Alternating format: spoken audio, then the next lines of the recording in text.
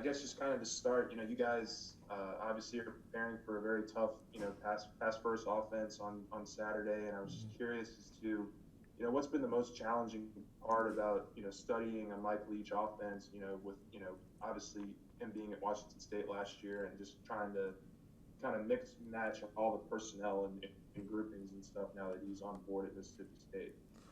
The thing that's hardest about his offense is that he's going to always put his players in right spots to make plays. He evaluates his talent very well, and he knows what they can and cannot do, and he doesn't ask them to do things that they can't do. So he does a perfect job of drawing up plays and drawing up things to put his players to maximize their potential.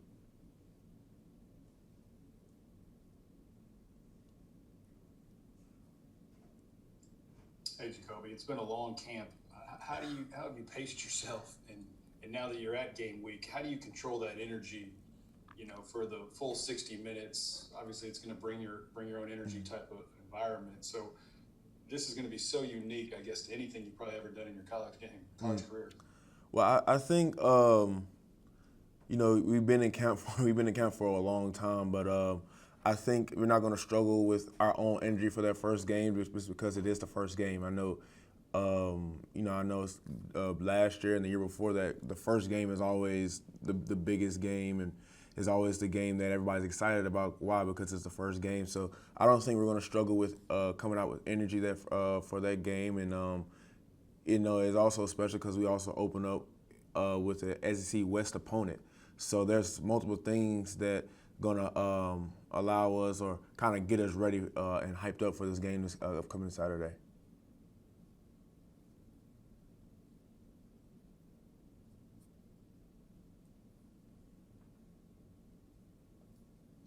Hey, JaCoby. There was a lot of talk over the offseason of you as a candidate for number 18, and now you're number 7. Just kind of talk about the meaning of number 7 to you, and I guess somewhat your perspective of both those numbers as an LSU player. Yeah, with number 7, the meaning is really great to me. I mean, that's one of the reasons why I wore number 7 in high school, and when I played AE basketball, I wore number 7. Just not only what the meaning is, but just Patrick Peterson, the things that he did here, and the way that I looked up to him growing up in high school, and I mean, I really can even say middle school. I mean, that's what really 7 for me. That's how deeply rooted I am into that number.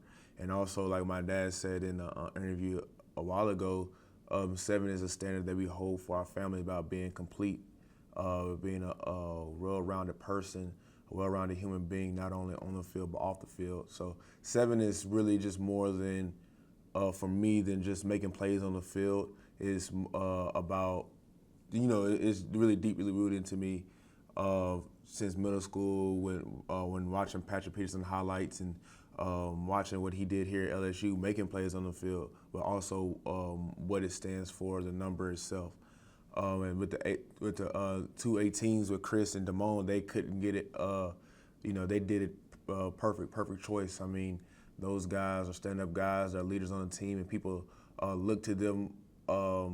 They look to them for advice. They look to them on the way to go, and Coach O did a tremendous job on choosing both Damone and Chris Curry for 18.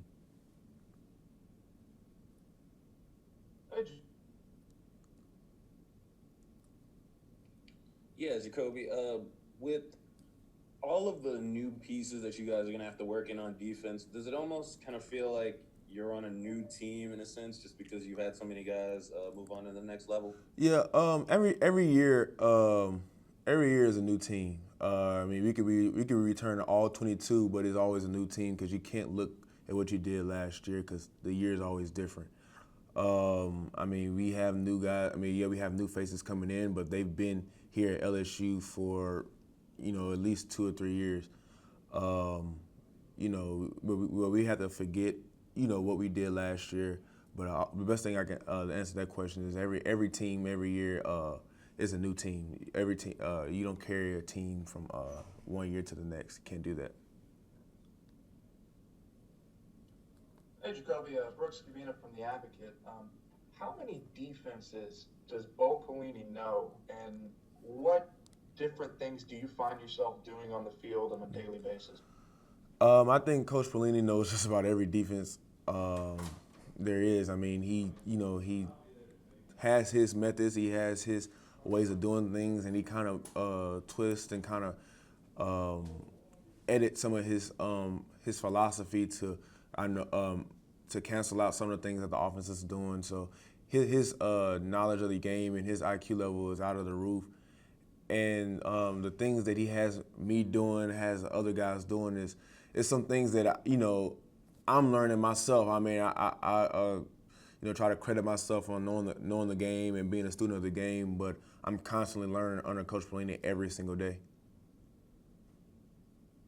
Hey, JaCoby, obviously Derek Stingley had, such a breakout year last year. I'm curious, where does, how can he even get better? I guess, what are the things that he can still grow at, and what have you seen from him these past, 9 months or so?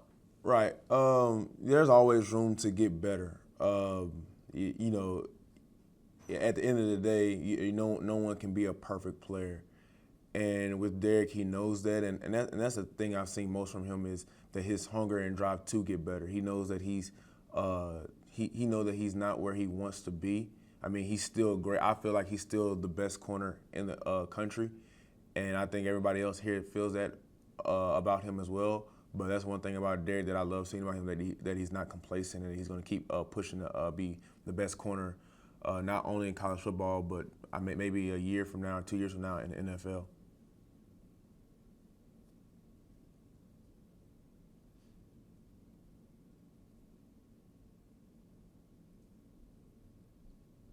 So after seeing how this weekend went with the NFL, they had a ton of injuries happening. Do y'all have any concerns due to the lack of training that y'all received due to COVID-19 and how that might carry over for this season? No, because I think we have confidence in our strength and conditioning staff with Coach Moffitt, Vic, with our training staff with Mickey and Gabby.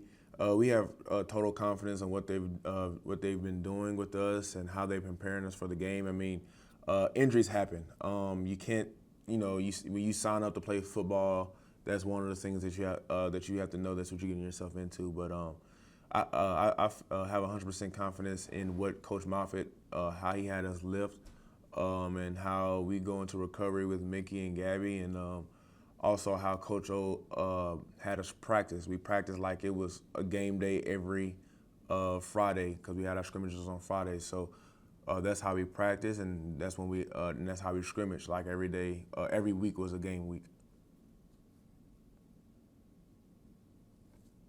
Hey, JaCoby, Garland Gill and Fox State in New Orleans. You had numerous practices and scrimmages going up against Miles Brennan. Is there anything that kind of stands out that we don't see? Or I know Coach O said he has better velocity on the ball than Burrow does, but what's kind of give us a window into what you've seen going against them this summer? That's definitely one of the strengths that I think Miles has is his arm strength. There's a reason why he broke all those records in Mississippi. I mean, he can place the ball really down the field, and Miles really does have a rocket for an arm. But I think one of the things that's going to surprise a lot of you is that his confidence in the pocket and his confidence in running the offense. I mean, a lot of people say, he doesn't have a lot of experience and all that stuff like that, but how he carries himself in the pocket, how he carries himself as the quarterback for LSU, you will be able to tell that he sat behind Joe Burrow or Danny Etling his freshman year.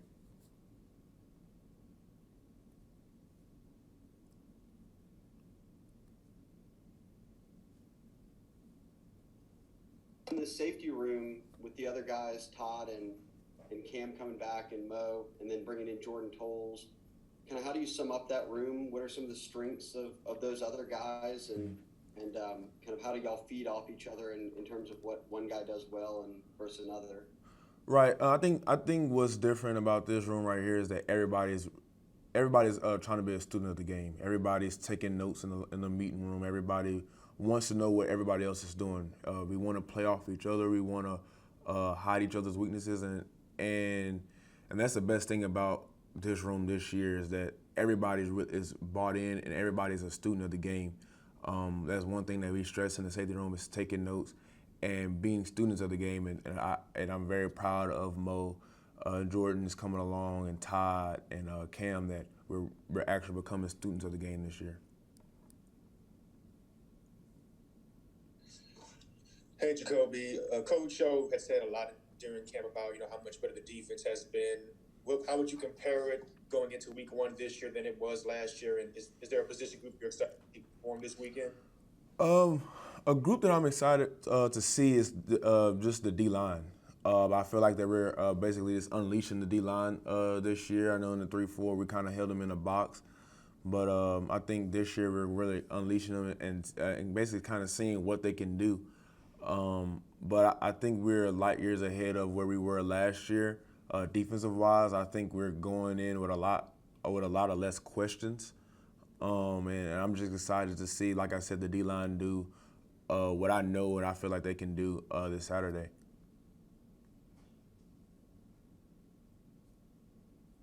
Yeah, hey, JaCoby, Doug Mouton at WWL TV in New Orleans. I'm guessing you've gone against Eric Gilbert a bunch in practice. Mm-hmm. Is he as good as we hear? What's your review of him right now? I think that Eric is a really good tight end. I think he's very special, and that's the thing about coming to LSU. You're not going to see a lot of guys like that running around at 6'4", 250, and Eric's not going to see a lot of guys that are 6'1", 220 runner. They can cover him. So I think Eric is very special, and I think that he's going to be a great breakout player, and I think that he's going to live up to the expectation that not only that I have on him, but what Coach O and LSU fans have for him too as well.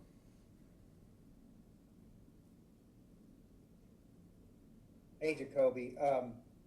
It's a philosophical question. How likely is it for a defensive back to be considered the best defensive player in the country? Obviously, I'm referring to Derek, but I'm talking about you. I'm talking about Grant. Dion just got a job at Jackson State. What's the likelihood of that in today's day and age? Well, I know back then, DBs just kind of got the stigma of all they do is just backpedal and break up balls, and that's it. When you see in today's game, DBs, especially safeties, are asked to do so much. It's almost kind of like in the predicament I am in, where you don't even know where to label him as. You don't know to label him as a strong safety, a linebacker, or a free safety, because they ask safeties to come in the box and make tackles like a linebacker. They ask them to play man-to-man on a tight end, and some that ask to play man-to-man on a receiver. And then they ask you to go in the post and shut down the thirds of the field, or half of the field, a quarter of the field. So I feel like in today's game, those safeties that are asked to do that can and more often than not are the best defensive players in the country because of the workload and the job description they're given.